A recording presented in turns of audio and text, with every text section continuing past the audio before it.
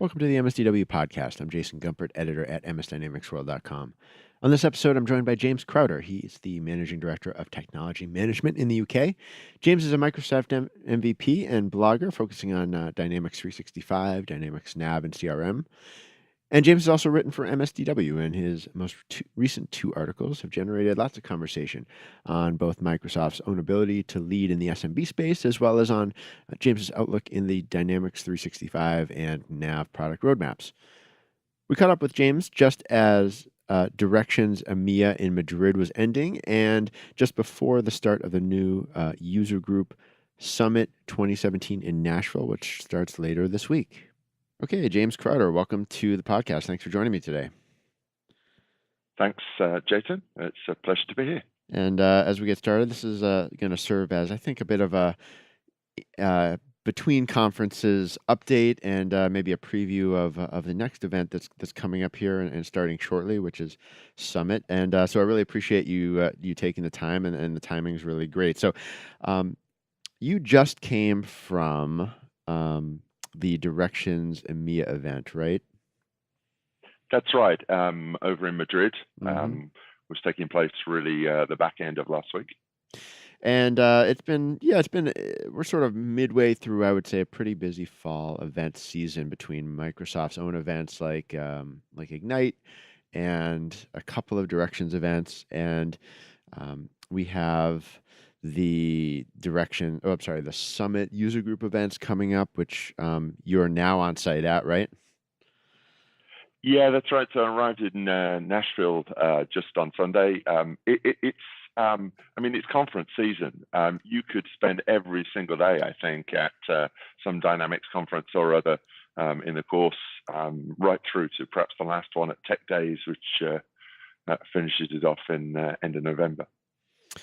Right. Yeah, there's still at least Summit. There's Extreme 365 US. There's NAV Tech Days, which I had honestly forgotten about because I know there's just so many events coming up, but that's always one that I know people in the NAV community look forward to as well. And so you're really traveling all about right now. You're based in England, right? Yes, that's right. But yeah, I mean, it's I don't do them all. I'm not doing Extreme this year. I did the one in Lisbon earlier in the year. Right. And literally you can't, I don't think you can attend all of them. You know, I think most of us have a day job of a business to run. So you've got to give that some attention. But it's I didn't do Directions North America and ended up regretting it after what went on there, because when you're getting information secondhand, it's difficult to gauge it sometimes.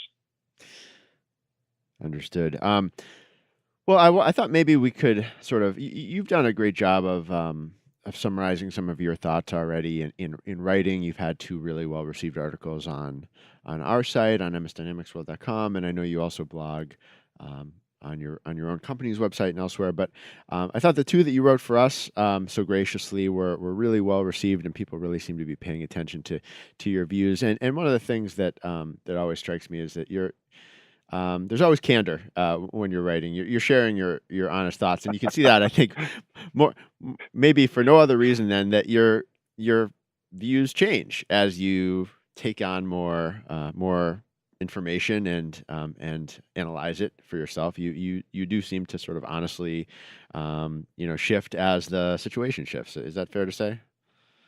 I think, yeah. Well, there's no point being a stubborn fool, and your first view of something is, and I think just recently we've had, Microsoft changing position as well. So you've got to respond to that and understand the situation as it is in today. I want the best for the Dynamics, particularly SMB. That's my passion. That's the clients that I work with are in that sector rather than enterprise. And it's what's going to give me the best tool set to go deliver solutions for them. And you look at what's on the table today, and you make an assessment of how good or bad that is, and praise or criticize appropriately. It sounds like, well, let's talk maybe a little more about the Directions EMEA event. I was not there. my take on it was it was a little quieter, perhaps than at least. I mean, it was a larger event, but it seemed like there was a little less chatter. I guess is what I'm trying to say, sort of in the social realm, or what I could observe from back here in the U.S. As I sort of watch things unfold. But um, your piece and some other feedback I got from chatting with people seemed to suggest that this was Microsoft really showing that they could sort of take the feedback, um, bring it together, and smooth things out into something into a message and a plan that partners understood better than they did a few weeks earlier. Is that fair to say? I think it's understanding, and I think, to be fair to Microsoft, they did change their position given the feedback. Directions North America, I don't think Microsoft enjoyed the feedback they got there.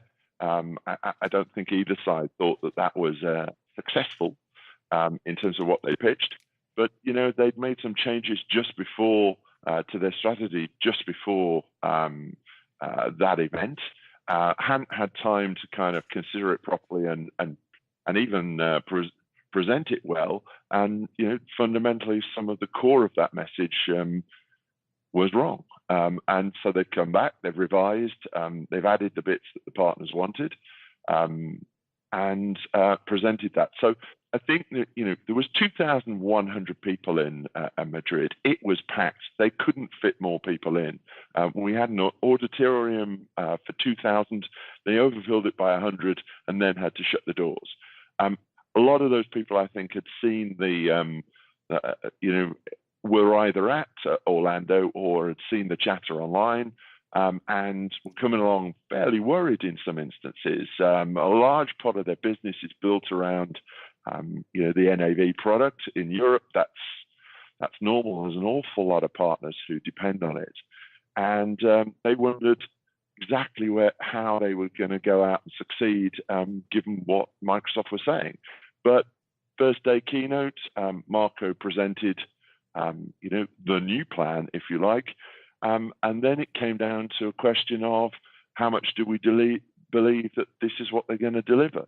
And I think as the conference went on and more conversations were had with more Microsoft execs, both at the conference and outside the conference, that seemed to be okay. Yes, this does seem to be the strategy everybody's signed up to, and we can.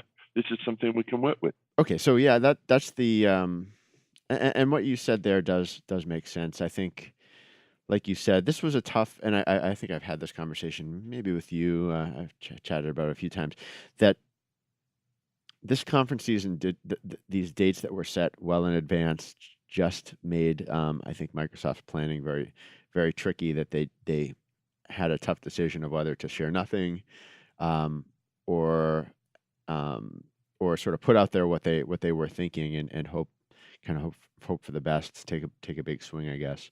And I think that was the result of what we've seen now, that that there was just this adaptation process or adjustment process that seemed to go through once they got feedback. But yeah, so maybe Jason, I'd say that the strategy they came up with. They had a strategy review session, I think, with all the senior product execs. I understand the week before Directions North America. The strategy they came up then, that would have provoked, a lot of discussion, a lot of feedback whenever they presented it. I don't think it was. I don't think it was how they presented it. I think it was what they presented. The idea that we would have an NAV product that would not have the Microsoft name on it, and that partners would just have, Joe's Accounting powered by Microsoft. I don't think anybody in the partner community thought that was going to be a success, and would send the wrong message about Microsoft's commitment to that product. The scrapping of Business Edition, that actually I don't have a problem with. I think it was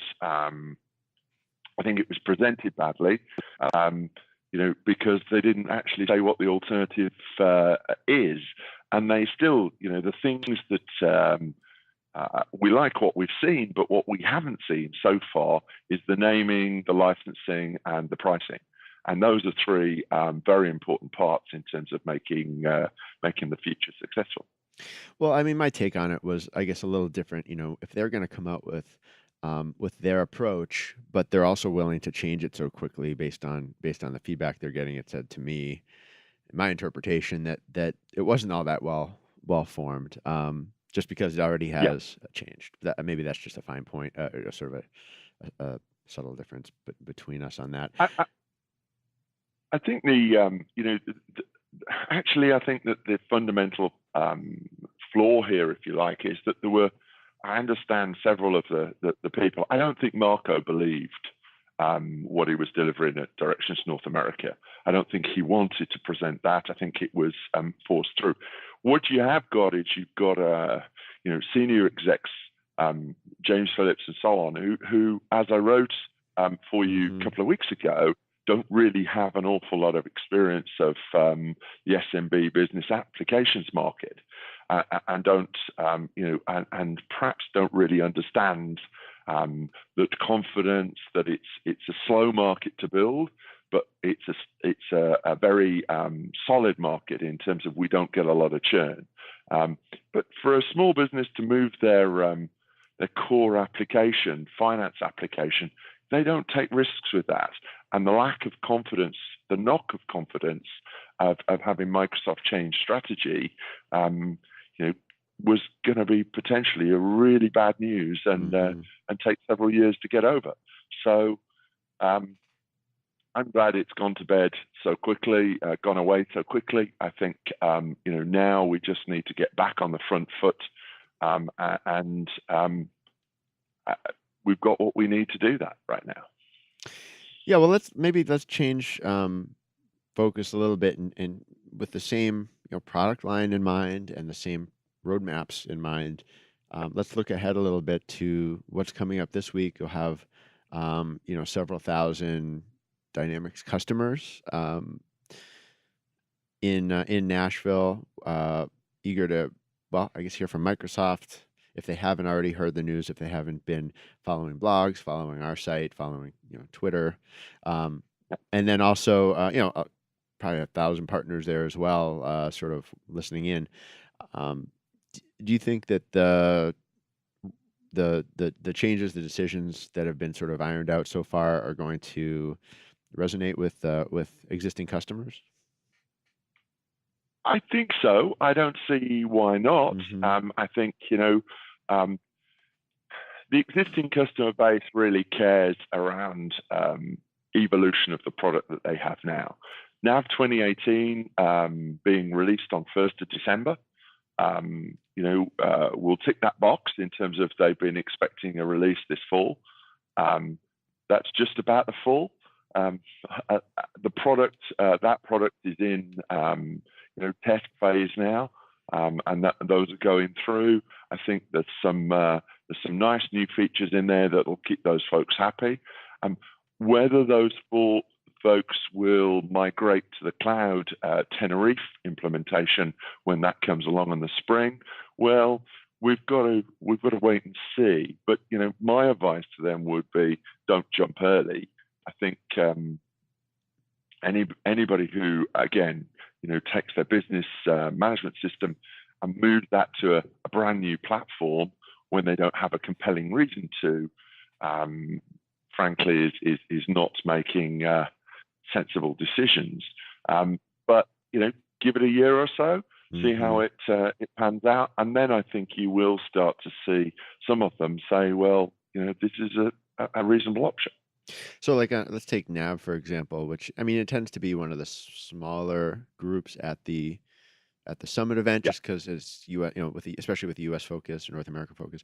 But I think like NAV 2017, I think is it fair to say you think that would still largely be the place Microsoft wants to talk to users about at the moment? I mean, obviously they want to show what's coming, but do you think it's that's more of the stable? Well, right now, I mean, you've got it's more than stable. It's a proven product, and there's the NAV community right now is spread across a whole range of versions, and so I don't know whether the people on really old versions will actually turn up here at Summit, but there is still there's still a big job to do to get them upgraded onto the modern forward platform. I think even where they've upgraded onto things like versions like 2017, whether the customizations have been rewritten to be less impacting to the customization of the core of NAV, and so that they're more easily upgradable in future. So there is a big backstory with NAV. It has got a lot of legacy debt out there, and it's just educating those people to say, hey, there is a better way of doing this, and that's the direction you should be headed. You don't need to go overnight. There's not a compelling deadline coming up, but over a period of time, get into a place where actually it's much easier, much more flexible, much more agile. That makes sense, and customers certainly want stability, and they want to understand the path forward, I think.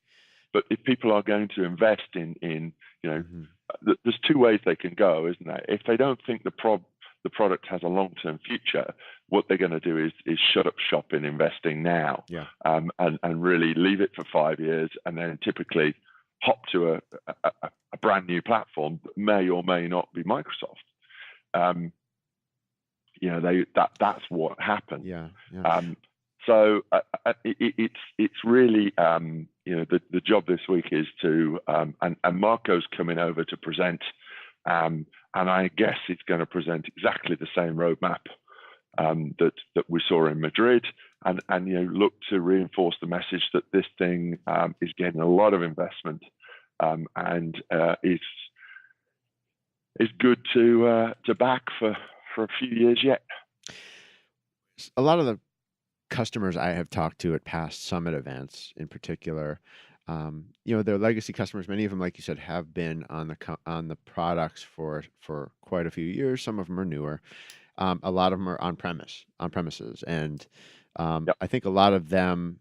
And I know whenever we write something about this, that I hear from a few of them at least, but they don't want to hear that they're being forced in any one direction by Microsoft, and I think Microsoft has heard that already from them, and they're usually pretty good about that messaging. But that's another one that I think that there were some sore spots last year for sure. I don't know if you were at the Summit last year, but there was sort of a lot of stress on 365 and how it was launching, and which I certainly could understand Microsoft's point there, but I think it rubbed a lot of users the wrong way, thinking that they were being forced in one direction. I would guess, and I really don't know this, but I would guess that Microsoft will change up that messaging a little bit to assure customers. I would say, especially on the NAV and on the CRM. Well, I don't know about the CRM side, but I think at least on the NAV side, that's not happening. That's not going to happen to them. I don't know. What do you think? So I think actually we're heading for both groups getting what they want. I mean, Microsoft is desperate to do anything to get their cloud revenues up. Mm-hmm. Okay, that and I don't blame them for that. That's a Wall Street thing that is not just limited to Microsoft. So these perpetual licenses are that are installed on premise. And still, well, some of them are on premise, some of them are on Azure instances. I think that's not correctly represented at all at the moment. People don't understand how much Azure consumption NAV is driving. But the option that apparently is coming in the spring is a new CSP licensing subscription, and there the talk is that what you'll have is the option of installing that either on premise or using it in the cloud, exactly the same way as Enterprise 365 Financials and Operations Enterprise has that option. And so I think that will give Microsoft will be able to claim that's a CSB is cloud revenue. And so, funnily enough, they'll be getting cloud revenue for what is software that's still going on premise, and it's the same code base, it's the same software. There is no difference between the two.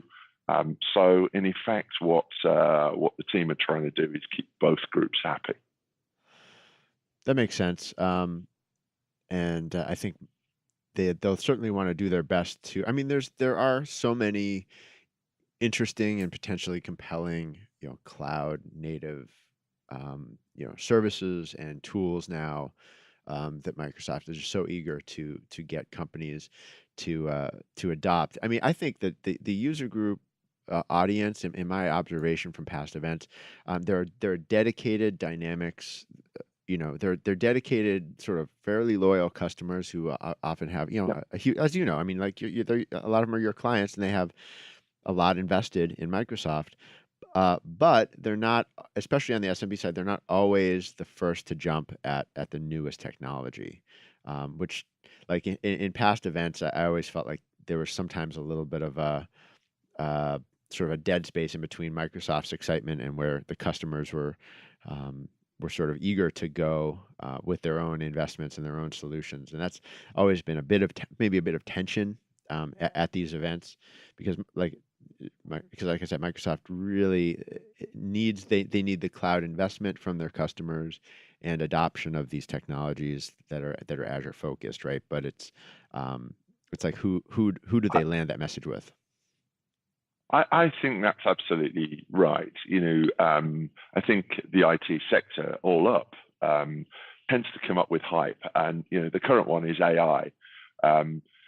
And I watched a demo last week, importing a picture of Marco into a customer card, and then it went off and predicted that he was, I think, 31 to 35 years old.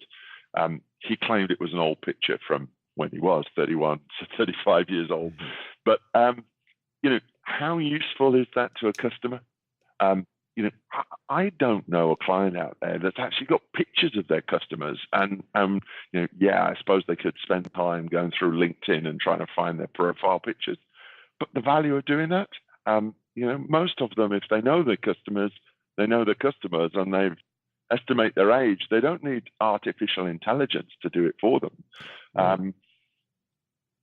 I thought the analysis of inventory items was maybe more interesting. I didn't get a great sense for how universally helpful that one might be, but it seemed like it could actually, I think, give some productivity, perhaps, if it worked. Well, again, I'm afraid I'm a little bit of a skeptic. Yeah.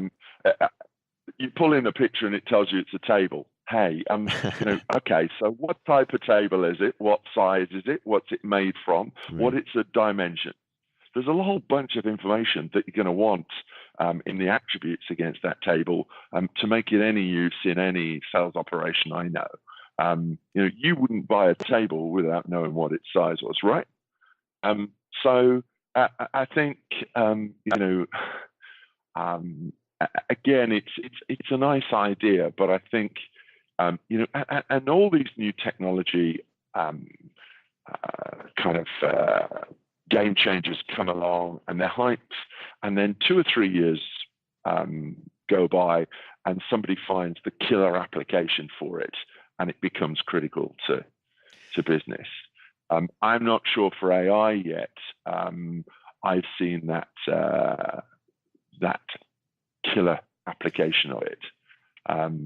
I think we're still waiting for that, personally. Yeah, no, I hear what you're saying there, and I mean, if I was going to make a prediction of the things that users are going to actually respond to, I think they might be more receptive to some of the other sort of AI-focused things on the CRM side. I think some of those are, well, maybe not AI is the right term, but some of the analytical capabilities might be interesting if they're very turnkey, and they're not out of whack with how people have configured their systems on especially on the CRM side.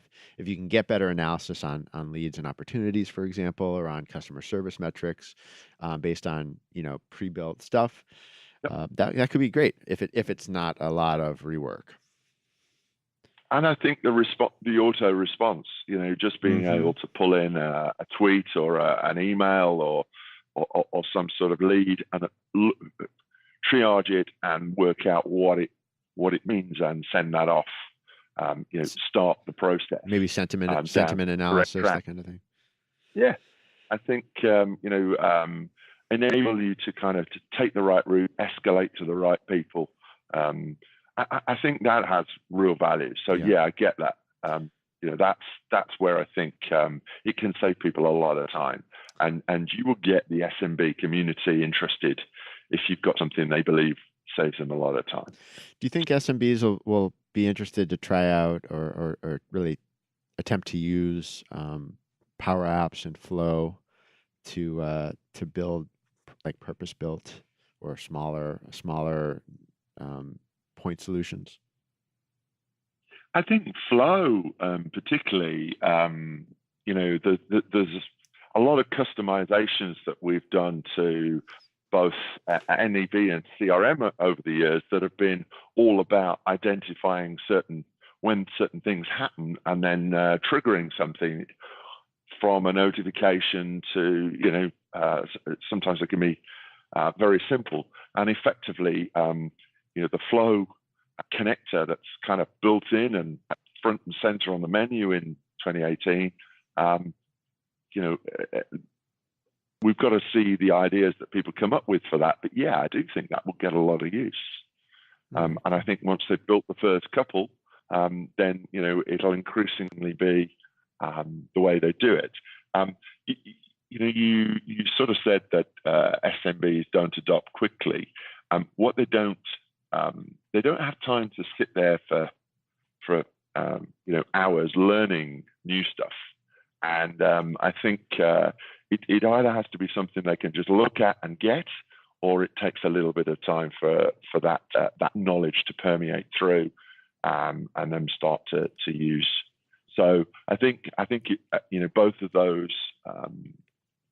You looked at Flow last year. I looked at Flow last year, and it had potential, but it was very difficult to realize. This year, it's moved forward significantly, and I think it's going to start to get more adoption. Power Apps is perhaps a little bit more difficult. I wish Microsoft would build perhaps some template apps that small business might want to use, just so that they can kind of get an idea of what this thing does. It's a bit too much of a toolbox at the moment, rather than something they can just use. Yeah, and just to elaborate a little bit on my point with SMBs, I mean, obviously they have interest in adopting certain technology. There's been situations in the past where, like, I can think of some roadmap sessions that when Jujosh Singh was leading the CRM team, and he would sort of walk through all the new features, and they were just, a lot of them were very enterprise focused and sort of large investment types of features, whether it's implementing sort of implementing bots or implementing sort of AI for marketing, list optimization, or I don't know, just other things that, like you said, require quite a bit of setup and quite a bit of planning, and people in that audience just had not done it yet. They might do it in the future, but they were not sort of on the leading edge with a CRM sort of practice within their organization that was on top of it, right? So they were just behind, and that's sort of what you sometimes tend to see, that they're just behind where Microsoft is sort of on the always on its latest release and really excited about that stuff. But yeah, and maybe my question for you on that, you are a Microsoft partner, and you have clients on that work with CR 365, that work with NAV. If you have clients at this event, or at another event where they're learning the latest and greatest from Microsoft right now, so what are you thinking about in your role as a partner, as a consultant to these companies, in how to sort of help them take on this information? If there were users going to Summit this week, sort of what advice would you give them on how to digest what they're hearing? So I think you're always going to listen to all the announcements and then take a step back and say, well, what does it mean for my business? How am I going to get an advantage from this? Business is a pretty competitive place these days. And one thing where SMB, they can't afford to throw money at or time at something where they're not going to get a return. So it's really focusing on, what will my customers, if I'm in a small business, what will my customers value? What gives my staff a better experience?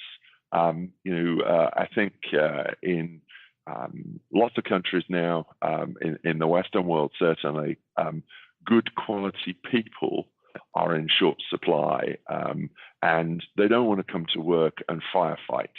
And so having good systems that assist them and make, allow them to spend more time doing strategic process rather than putting out fires makes a big difference for them, and enables you to retain them, those good people, for much longer, which that stability then helps your business grow. So it's looking at, okay, what's the 3 or 4 things that are really going to make a difference to your organization, and how can you take these, in some cases new technology, in some cases it's technology that's been around for years, and apply those to make that consistent difference. Yeah, makes sense. And I guess I would just add, if there was one other thing, just thinking ahead to this week, that that I'm very interested to get from the customers that are on hand, and sort of hear what they think about, and maybe just observe for myself too, is how much is Microsoft listening and trying to understand what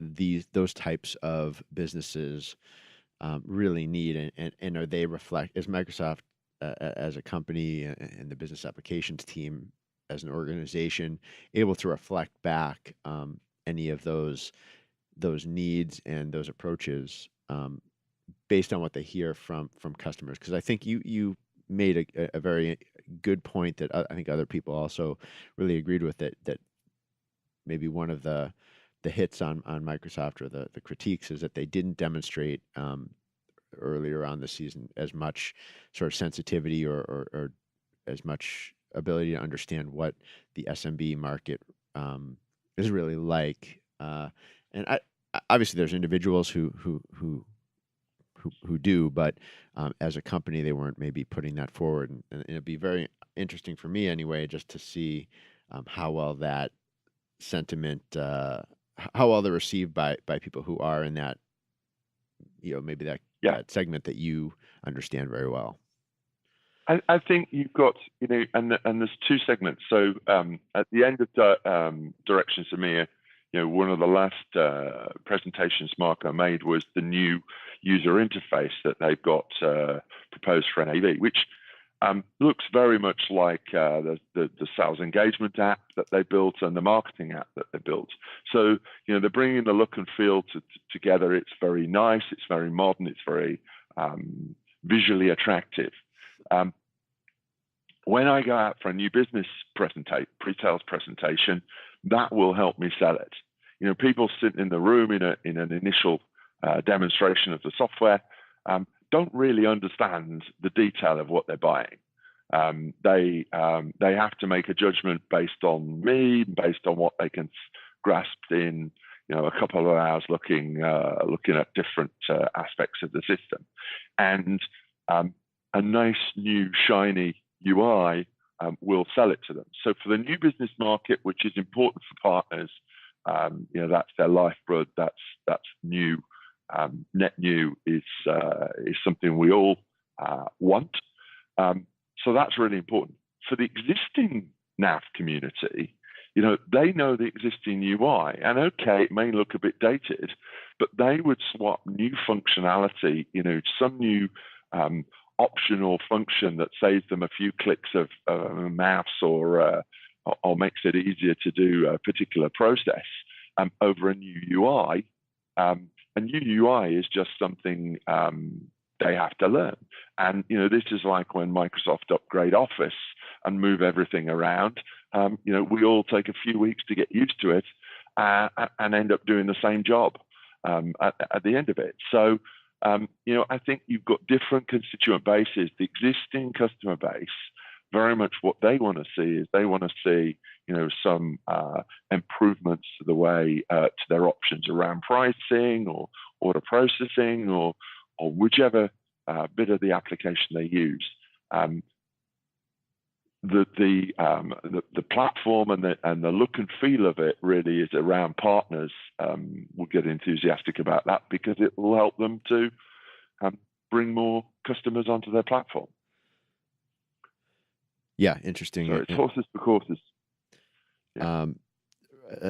And those different points of view certainly make sense. I also hope one of the things that always kind of irks me is when there's these kind of crazy rumors that sort of circulate in the space, and I hope not too many of those filter into this particular event. I don't think we want to get into them here, but just speculation on roadmaps is hopefully put to rest after this week. We'll just have to wait and see on that. But that tends to be just one of the other ways that these events sometimes go in a sort of odd direction with some people. It's just sort of whisper. I don't know what we call it, whisper campaign, or just sort of rumors and sort of off side discussions that you tend to hear. Yeah, whether Microsoft's going to do this or that. I think that's why I'm so pleased that Microsoft have come out with a definitive statement. Mm-hmm. Yeah, I would agree. A roadmap, because reality kind of is replacing the vacuum that was fostering those rumors, frankly, and speculation. And speculation rapidly becomes fact in the rumor mill. So Microsoft, very clear, put a set of slides out. This is the roadmap. This is where it's going. One of the things, the feedback to Marco from his presentation last Tuesday, I think it was hang on, the roadmap only goes till spring 2018. And I was in the room when he was asked that question. And there's a guy called Kurt Jevons who is kind of one of Marco's senior lieutenants, if you like. And Kurt just burst into laughter, and he said, "That's because there's so much on that slide. There just wasn't room to say that there would be a release for the next 5 years. We could sort that out. We could put one out, fine. But we just couldn't fit it on. Right. But and just the changes that were there spoke volumes about the direction that had been chosen. I mean, it was a significant sort of adjustment. Yes. So. I think, the fact that the Tenerife will be launched under the Microsoft brand, and according to the slide, right. Microsoft Dynamics 365 brand as well, I think that's a significant change from the go away and brand it yourself. That wasn't what any of us wanted. We may do that, funnily enough, Jason. I think, the ISV community may well go off and produce, D365 for veterinary practices or some obscure vertical. But we need the air cover of being able to say, when I'm going and selling to a particular vertical, I need to say, well, this is this product over here that Microsoft sell, but we've taken it and we've tailored it for your vertical, without being able to point to that kind of the halo brand of Microsoft. Right. Your credibility. They're going to look at my company, for instance, and say, well, are you going to be around in 10 years' time? And I can say, I hope so. I think so. I want to be, but I can't guarantee it. The idea that Microsoft's not going to be around in 10 years' time is nobody quite believes that. Right. So it's confidence. This is all about getting the right level of confidence for a potential customer who is really cannot afford to do this twice. not just from a money aspect, but also from a time and energy aspect, and a delay to what's happening in their business. Right. Well, James, I think we're going to wrap it up there. I look forward to. So you've actually arrived in Nashville ahead of me. I'll be landing later today, and I look forward to hopefully saying hello in person once again while we're there. See you again. Thank you so much for taking the time to jump on here with me today. I really appreciate it. It's always great to hear your thoughts, and have to have you back soon. Yeah, look forward. See you later, Jason. Thank you, James. Take care. Bye. Goodbye.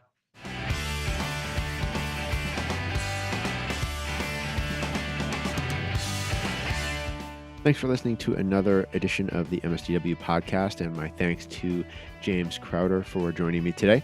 If you have any feedback, let me know. You can reach me by email, jgumpert@msdynamicsworld.com. Until next time, this is MS Dynamics World signing off.